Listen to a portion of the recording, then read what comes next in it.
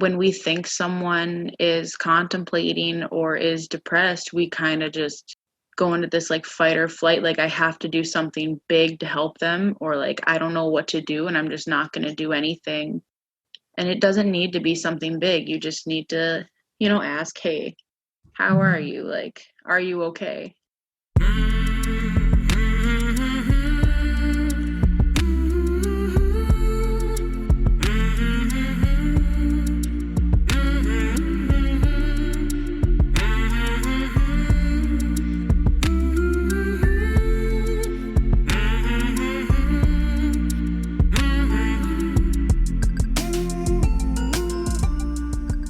Hey there, my name is Sean and this is Suicide Noted. On this podcast, I talk with suicide attempt survivors so that we can hear their stories. Every year around the world, millions of people try to take their own lives, and we almost never talk about it. And when we do talk about it, most of us, including me, aren't very good at it. One of my goals with this podcast is to have more conversations and, I hope, better conversations with attempt survivors. Now, we are talking about suicide, so this may not be a good fit for everyone. Please take that into account before you listen. I do hope you listen because there is so much to learn. We have had listeners in more than 50 countries, places like Morocco, the Philippines, France, Austria. And I'm looking forward to this podcast reaching more people in more places, because I really believe that these stories matter and people need to hear them. If you're a suicide attempt survivor and you'd like to share your story, please reach out. Our email is hello@suicidenoted.com. And if you'd like to support the podcast, well, you're doing that right now by listening. Let people know about it. If you're on a platform that allows you to rate it or review it, that would be helpful too. Today, I'm talking with Madi. Madi lives in North Dakota, and she is a suicide attempt survivor. Hey, Madi. Hi there. Where are you? Where am I? Yeah. North Dakota. Really? Haven't talked to anybody from there in quite a while. How's North Dakota? Real cold. Even now? Yeah. Yeah. It's dropping already. Yeah, wow. You guys get it bad up there. Mm-hmm. One thing I always wonder about is that most people who try to end their lives don't talk about it, certainly not publicly, to people they may not know. And I'm wondering how you came to be at the point where you said, okay, I'll share. I'm pretty open about everything about my mental health. I don't really just like say it to everybody I see, but I don't really try to hide it. I think it's just really important to talk to people about it, just because like I have a lot of friends who I told them about my mental health and they ended up telling me too, because they were just a lot more comfortable, because you just start talking about it more and it stops becoming something you need to hide. Absolutely. Yeah. Are you comfortable telling me about your attempt itself? Mm-hmm. Whatever you want to say or however you want to frame it is great. So my first time was when I was 14. And I remember it really specifically because it was the Monday after MLK Day. And it was like the week before my first freshman finals. Mm. I was dating a girl at the time and we were both really like unhealthily like obsessed with each other. You know, when you're young and yeah, we both knew better than each other's parents. We knew better than like the counselors and everything. And we were really codependent. And it ended up with both of us attempting like about the same time. Mm. I'm still really good friends with her to this day, but we really needed a lot of help together. Yeah. For what it's worth, it's been a while since I was that young. But I still feel that way sometimes, that I have these unhealthy, I'll call them unhealthy relationships from time to time. So, yeah. So you were 14 years old. Mm-hmm. and you're in this relationship and you make a decision that you don't want to be alive anymore. Yeah. Was there anything else going on where you were like, I can't deal? Yeah, I didn't have a good home life either. Hmm. And that was kind of building up on, school, like going to school for the first time. Um like being diagnosed with depression and kind of like talking to somebody who keeps on like endorsing your bad behaviors. Mm. Like when you're talking to somebody young like that, they're going to keep on telling you to do bad things or like to do things you shouldn't be doing. So Yeah, it was a whole bunch of them all put together. sure. I guess especially if they're struggling as well. Hmm. Yeah, it could sort of feed on itself. And you said you had more than one attempt, right? Yeah. You said the first attempts. What about the second one or the next one? The second one was when I was 17. I didn't get too far with that. One of my friends called the cops right away. And I ended up going to the hospital for about another week. God, I can't even remember most of it. I was drunk for most of it. So, Was that the last one or was there another one? no, I had another one about 2 or 3 weeks ago. Okay. So, Yeah. Timely talk we're having. yeah. Oh, that was a whole bunch of stuff. I know it's very raw and I don't want to push. Share if you want.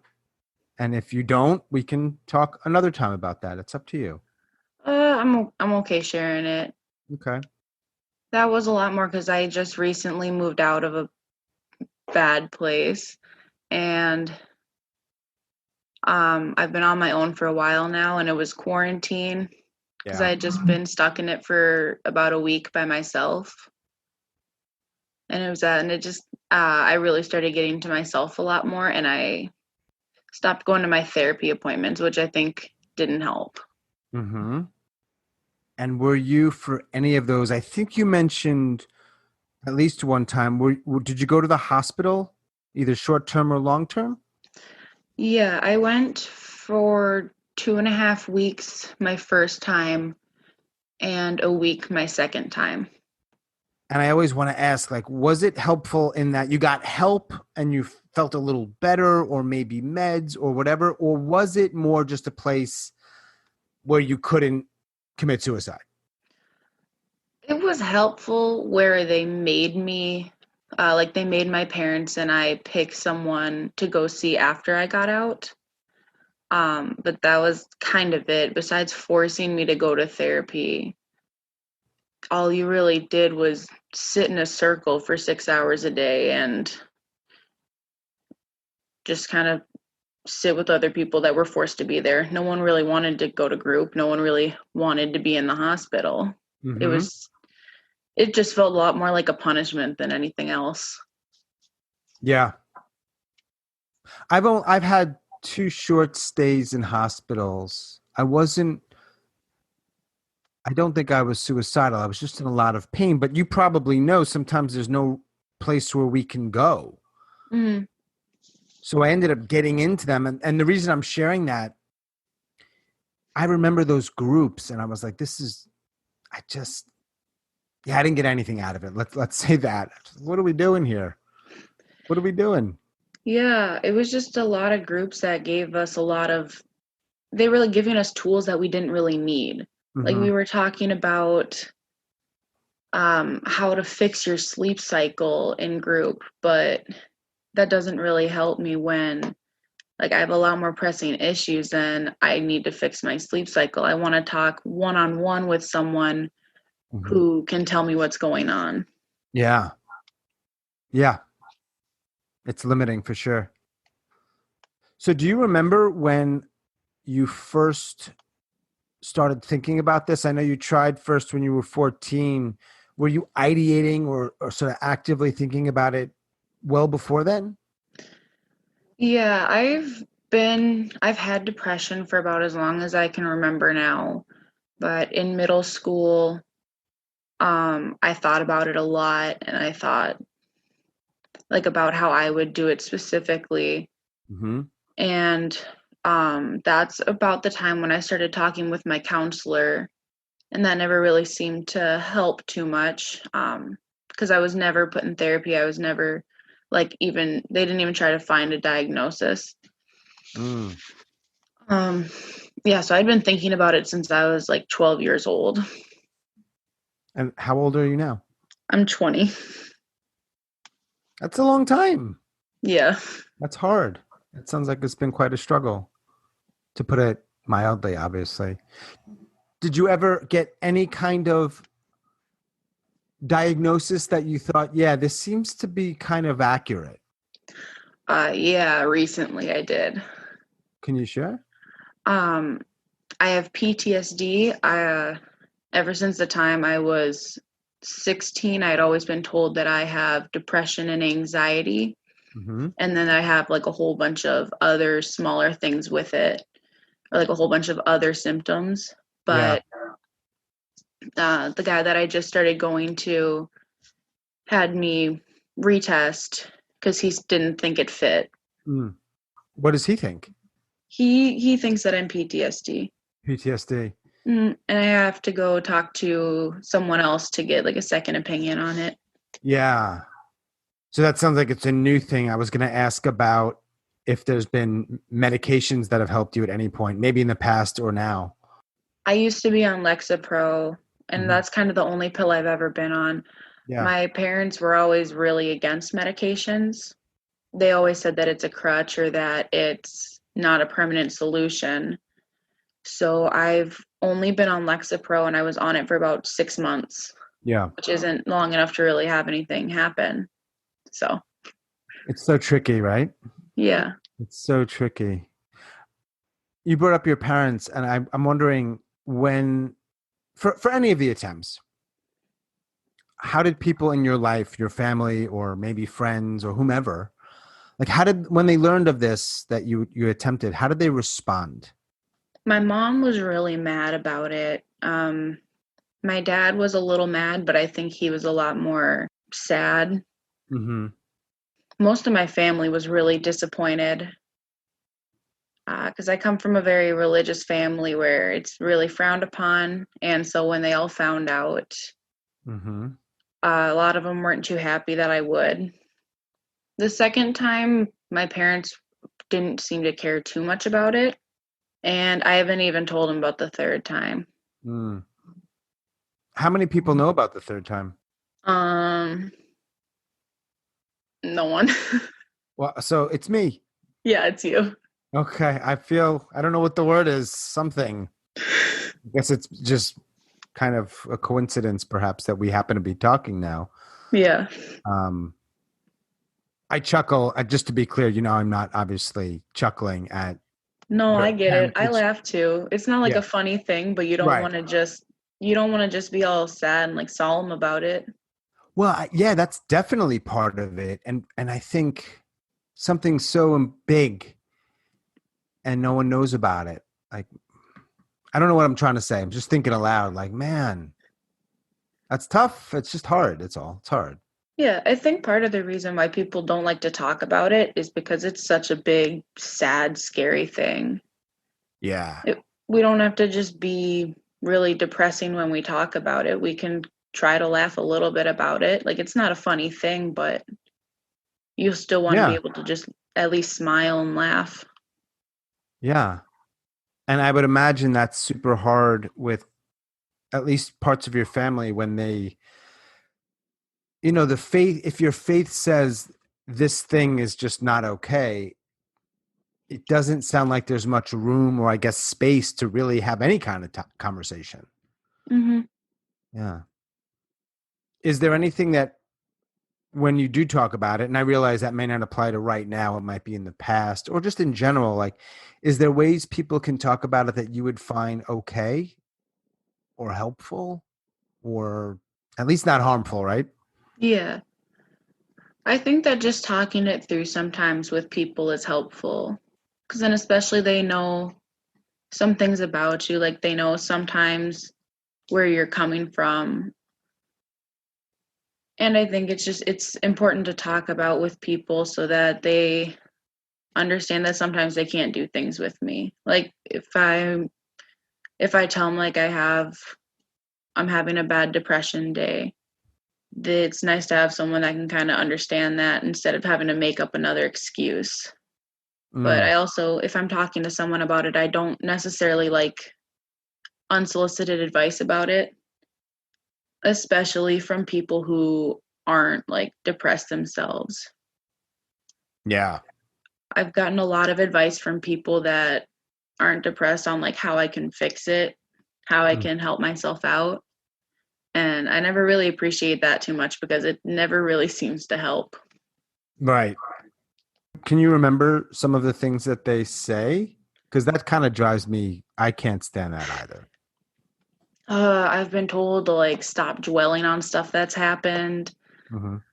Um, like if you think happy thoughts, you'll be happy.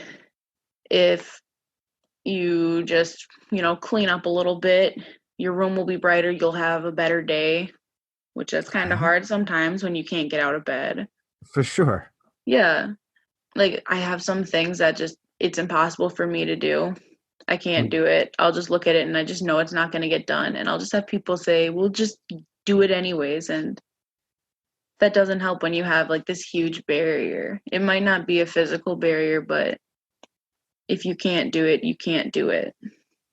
100%. Why do you think people say stuff like that? Any ideas?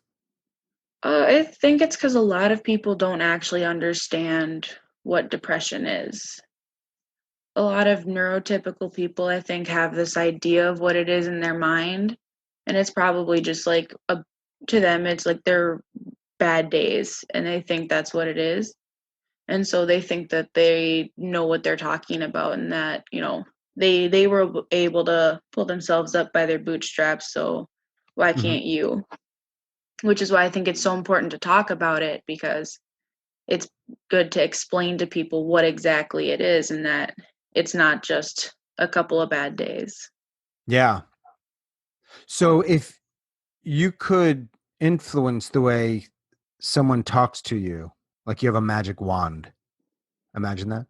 Yeah. Whether they're neurotypical or not, how would you want them to engage with you? Presumably not the I'm going to give you advice, right? Like what would you want them to do or say that might actually be something you get something out of? I want them to just ask me if I'm okay. Hmm. I feel like sometimes that's just the best thing you can do for somebody is to just say like, "Hey, are you all right?" Hmm. And if they're not, just listen and ask what you can do to help. Yeah, we're not very good at that.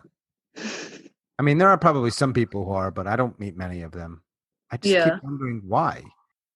I mean, I'm in North Carolina, you're in North Dakota. It's the same. I mean, people just do this stuff. It's like, what are you doing?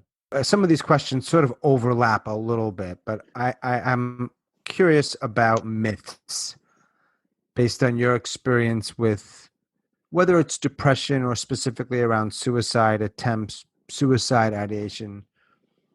Like, what's a myth or maybe more than one myth that people just have wrong? I think the biggest thing, especially for like young people with depression, is that it can be cured. I know that a lot of times when I was younger, I always thought that I was going to like cure my depression one day and I just wasn't going to have it and I was going to be totally fine.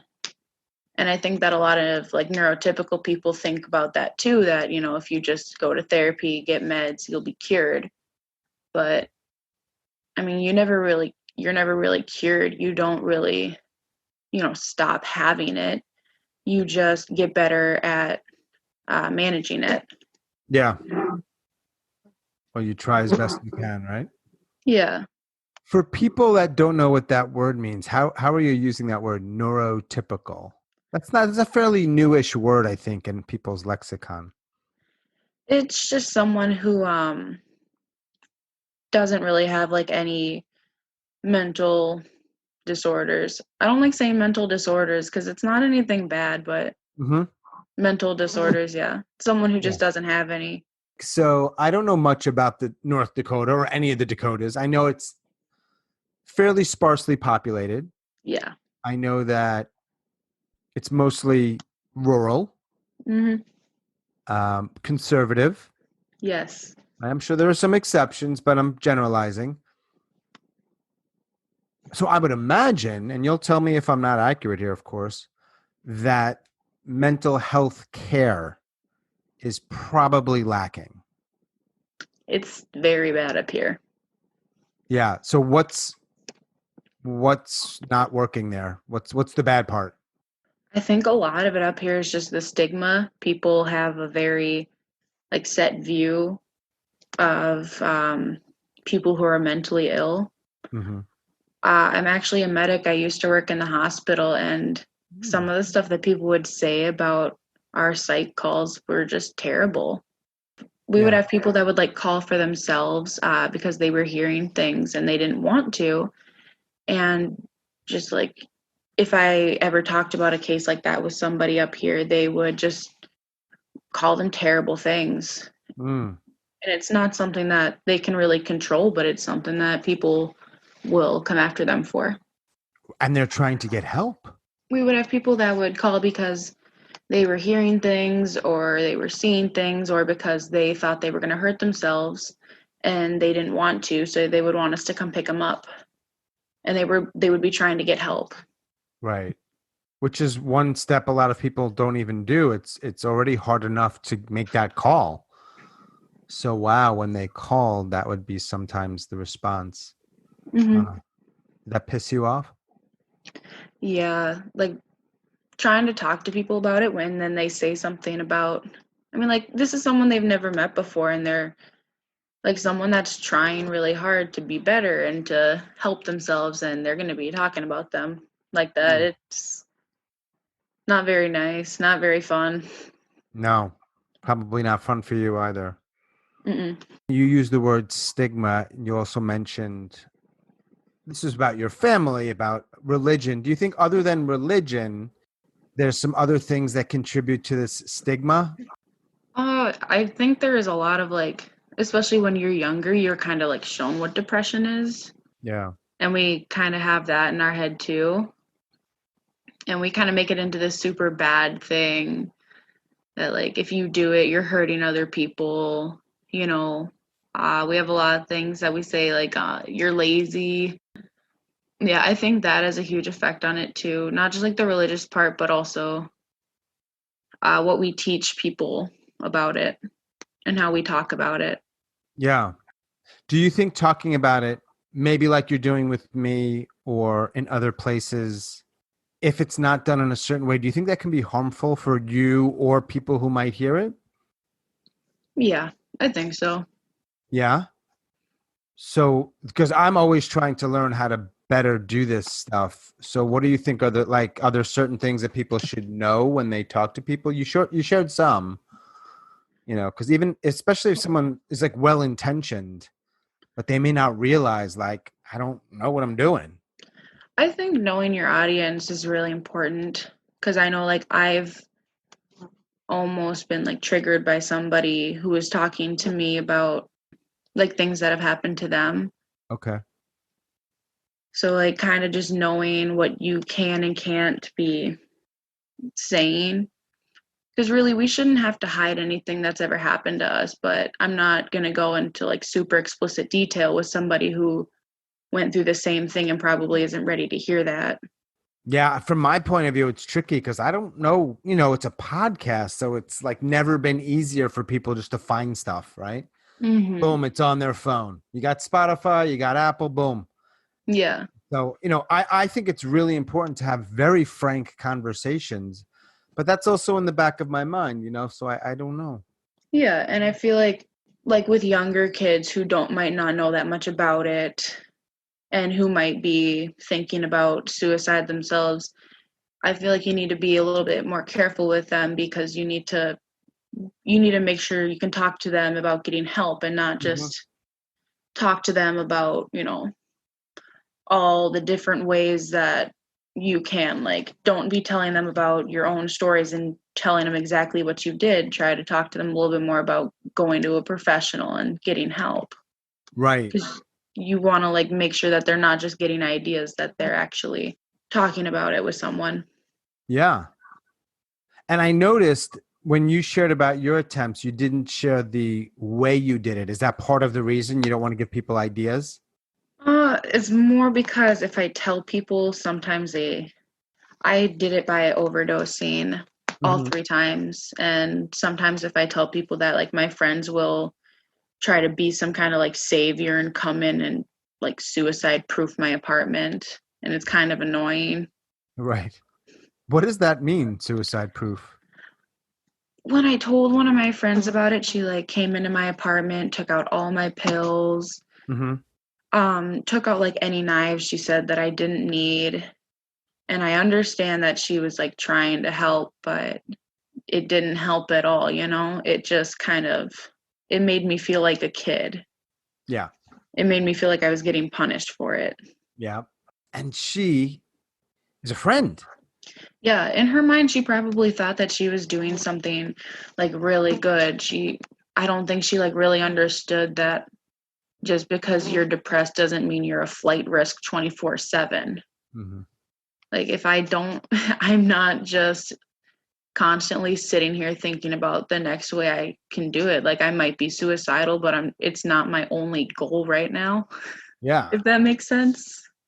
Yeah, of course it makes sense. Yeah. And I don't think like I think that's something that people don't understand is that I might be suicidal, but I'm not suicidal all the time. Hmm. But some people are, Yeah, or at some least they're people are. regularly, actively, intensely ideating, maybe planning. Yeah, some people are, and they do need a lot more intense help, but that help is going to come from a professional. You know, Sure. it's not going to come from some friend who thinks that they know best. It's not going to be some knight in shining armor. It's going to be someone who has done it before and knows Hmm. what they're doing. Yeah. Did you ever watch the show? What was it called? 13 Reasons Why? No. You never did? No. I Is that heard a who? lot of things about it and I didn't want to try Yeah. it. I didn't either. So I was going to ask you, but you didn't see it either. I just heard that it was controversial. I heard a lot about people saying that like they were trying to like say that her suicide was okay because it was other people's fault. Hmm. I don't know. I never saw the movie, or the show. I guess it's a So, show. I so yeah. never saw it, but people were telling me like that was in it. And I was like, I don't want to watch that because I feel like if I do, I'm going to get some bad ideas. Maybe. That was smart of you. I mean, Yeah. yeah. Well, it just makes me think of your friend and I'm not picking on your friend, but people treating you like a kid. And that decision, just as one example that you made, is very much not a child's decision. You thought, okay, that might be bad for me. I'm not going to Yeah. do that. Yeah. As you grow up with it, especially because I've been dealing with this for about 8 years now, which Mm, like there are people who are way older than me who've been dealing with it for way longer. Like you find ways to cope. Like I was saying before, I'm always depressed. It's never really going to be cured. I'm not ever not going to find like a miracle cure and just not be depressed. But now that I'm older, I know ways to cope with it. I know how to take care of myself. I know things that I should and shouldn't see, and I don't like go out looking for them. And that's something I didn't really do when I was younger. It's something that, it's a learning process. I'm still learning more about it all the time. yeah. What's one or two other things that you do that either, like, sort of in the world of coping that you helps? I have stopped trying to self-medicate. I kind of realized by myself that I was drinking way too much, Hmm. and I brought it up with my therapist, and we came up with like a whole plan. We talked about like me not drinking as much. Like that's something that I had to kind of figure out for myself. I didn't really have anybody there to point it out for me. And also just I've like found ways to keep pushing myself forward. Because a lot of times I'll feel too depressed. I'm like I can't do anything. I have to just sit here. And I've like found ways that I can try to get over that and do even small things. Mm. Like if I have a big to-do list, breaking down all of my items really helps me because then I don't see it as one huge thing. I just see it as like I Oh, need to yeah. get up and put a load of laundry in. 100%. Right now, my car's a mess. Seriously, I'm thinking to myself, and when I think about the whole thing, I'm like, I'm not doing it. Yeah. Uh, but then I'm like, all right, you can just clean off your front seat, and yeah. So I know that's the way I not to compare, just something resonated when you said that, like the overwhelm. Yeah, like my room right now, my whole apartment's a mess, but my room is really, really bad. And I was just kind of looking at it, and it's mostly just a bunch of laundry everywhere. And I was like, I can't do this. Like, this is too Hmm. much. And then yesterday, I picked up one load off of the ground, and I went and I washed it, and I did that. And it wasn't all of it, it Hmm. barely put a dent in it, but it's Yeah. one thing that I was able to do that I didn't do before. Yeah. Have you stopped your work as a medic? I was only in school as a medic, and I was working for a little bit, and then the pandemic happened, and I couldn't get enough hours at a hospital to pay my bills, but I couldn't work another job technically. Mm. So I had to stop so I could work my other jobs full time. Mm. Are you near a large city? What's a large city for North Dakota? I'm originally from New York, so I apologize if that sounded snobby. I live in probably the smallest of the three big cities here. What is that one? I live up in Grand Forks, up by the border. Of Canada, Um, I right? originally came from Minneapolis, Okay. so like a big city. Yeah. It's very small up here. How long have you been there? A year now. A year. Mhm. All right. So that probably isn't a super easy transition from a place like Minneapolis to Grand Forks, North Dakota. No, it's really different up here. Yeah. Planning on moving again soon, either to Winnipeg or to a commune in Oregon. Wait, let's back up for a second. Why might you go to Winnipeg? To go to school up there instead. Okay. Yeah, go see a new country, try some new things. But here's my question. Nothing wrong with Winnipeg. I've never been there. I'm sure it's lovely, but it could be Vancouver or it could be Edmonton. Why Winnipeg? Is there a particular school or a person or something there? I've just been up there a couple of times because, I mean, it's Canada. I'm still 20. Right. Up there it's 18. So like I've been up there a couple of times and I just really like the city. Mm, cool. Or you did mention a commune possibility out in the Northwest, right? Yeah, Where's that? You said in Oregon? in Oregon, yeah. What kind of commune? Or does that even make sense? What kind of commune? It's like an eco-living community. Yeah. I've always wanted to live on a commune. I was like, I can either go to college or I can go live in a yurt. You could you could go live in a yurt, yes. Yeah. Both would be amazing experiences, I'm sure, learning and fun and whatever else. If you go to that commune, keep a journal because Mhm. I wouldn't be surprised, though I don't know if that also helped mental health stuff, being in community and whatever is involved with that. I would think so, because I know like my mental health gets really, really bad when I'm left alone or like when I don't have anybody, Hmm. which I live alone right now, and that's really difficult. That was one of the biggest reasons why I was thinking about going to live in one was just having a huge community there, like having all of these people that are basically your family with you all the time. Just sounds really nice. And now we've been in a lockdown for months. Hmm. So has that affected your life? Have you have less contact with people, whether it be for work or other stuff? Yeah, I've had a lot less contact. Um, because during the middle of the pandemic, I moved from an apartment with two other people to one by myself. And I was really lonely and not doing too well for the first couple of weeks until my I got an emotional support animal, and that helped a lot. What? Not the fly. No, I have two cats. Nice. Yeah. Helping? Yeah, they help a lot. It's really helpful too that Cupid and Julius are two of the touchiest and cuddliest cats I've ever met. So like sometimes I'll be sitting in bed crying, and it's really hard to cry when you have two cats laying on top of you and like purring. Yeah. Okay. Maybe they'll make a quick appearance for us. We could see them. I got one sleeping right here. Come here, baby. Oh yeah. Yeah. This is, of course, a podcast, so nobody can see it. But oh, cute. All right. So for those of you that are listening, Maddie is holding. Is that Cupid? This is Orange Oh, it Julius. makes sense. He's sort of an orangish, and he seems really friendly and cuddly. He is. He's very chill. He's like a little limp noodle when you hold him. And the other one is a little more hyper. She likes to be held just as much, but she likes to be held her own way. Cupid. Got it. Cool. I'm glad they're helping. They're cute. I think emotional support animals can sometimes, like the program gets a little bit abused, but I'm Maybe. really glad that mine can help me out.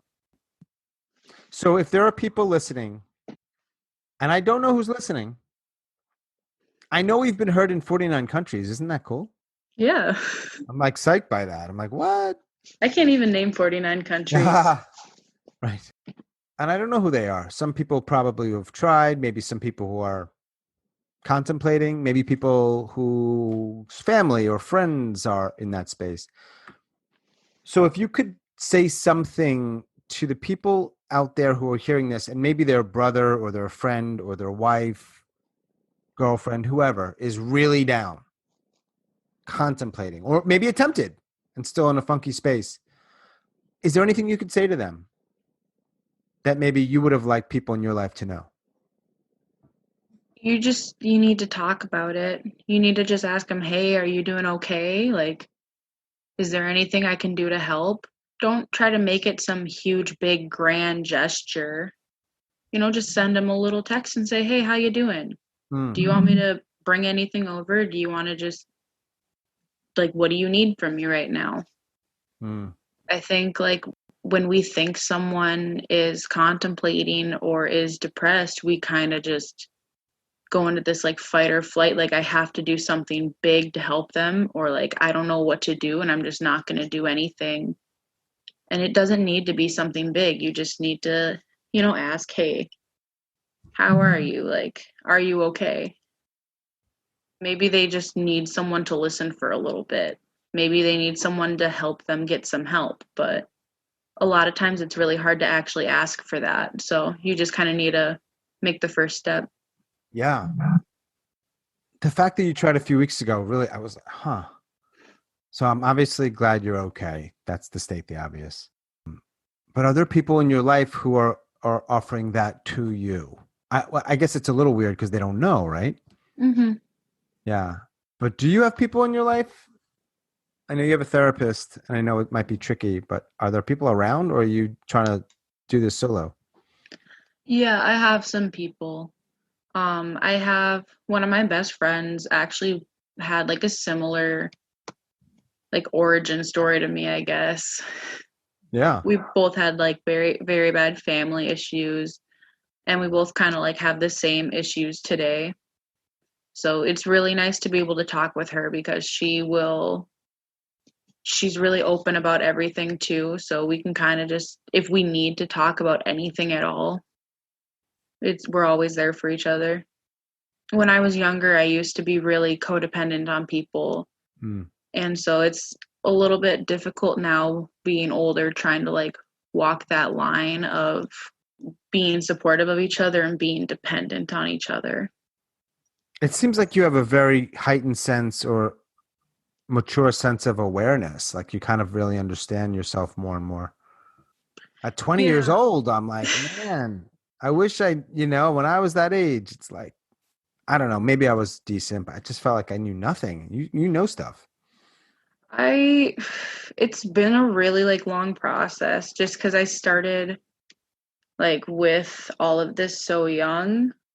One of my earlier therapists when I was like 16 or something, she always told me that like your mental illness is an explanation, but it's not an excuse. You might be having these problems and like your mental illness is like the reason for these problems. But she said it's never an excuse. And she said you need to listen to yourself. You need to know what you're doing and know why you're doing that. Yeah, that just kind of stuck with me. So I've always tried to figure out like why I have these problems instead of just that I have them. The other part of that question that I asked a few minutes ago to the listeners of the podcast, Yeah. the other group of people are the people in pain, those in despair, those that might be thinking about it, those that might be thinking about it again. This is tough because you don't know anything about them, really. Do you have any words for them? Just kind of the same thing, that you need to try to talk about it. Mm-hmm. I don't think talking is just like the magical solution. I don't think if I just talk with someone, all of my issues are fixed. I feel perfectly fine now. But if you're talking with someone, that's the first step to actually getting help for it, figuring out what's going on and figuring out how you can take care of it. Yeah. Like you're doing here with me, which I really appreciate. Yeah. Yeah. Like you don't have to sit down and give someone your whole life story, but you know, if you have a friend that you're close to, or if you have a family member, and I mean, even if you don't have anybody, if you just call a hotline, you know, you just at least admitting I need help is a huge thing. Huge. It can be really hard. It can be really, really hard, especially with how some people treat it, but it's Right. a really big step. Yeah. So we've been talking for like 40 or so minutes. Mm-hmm. You live alone. You've been sharing with me this stuff. Mm-hmm. And at some point, we're going to stop talking.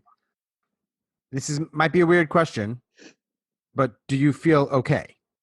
Yeah, I feel fine right now. I'm actually going to work after this, so. Okay. Good. I mean, I know there's little I could do if you weren't feeling okay, and we have no guarantees, but I always wonder, okay, what's one thing in your life? This might be an annoying question. I hate to qualify questions. If somebody asked me this, I might roll my eyes. But is there one thing in your life that brings you, other than your cats, brings you joy? Cartoons. Never heard that before. Yeah. Watching cartoons. Mm-hmm. Is there do you have a favorite? Gravity Falls or F is for Family. I am so out of the loop. Where are those aired? One's on Netflix and one's on Hulu. Nice. All right, so cartoons, cats. What do you do for work these days? I work at a gas station and in a kitchen. Not super fun? I love my kitchen job a lot, but I work overnights at a truck stop in the middle of nowhere. It's not too much fun. And not maybe, is it safe? No. Well, great. But you got to do what you got to do, I guess, right? Yeah. Yeah. Wow. It's expensive to live, you know? It's not cheap. That's for damn sure. Yeah. I just caught that Midwestern accent. That I guess it's a Minnesota. Minnesota. Minnesota, that area of the country. So cool. Well, Madi, thank you so much. I appreciate your candor and your courage and sharing stuff with me. So I think people will hear it and benefit from it. Awesome. Thanks again, and hope you have a really good day. Yeah, you too. All right. Bye, Madi. Take care. You too. Ciao. Bye.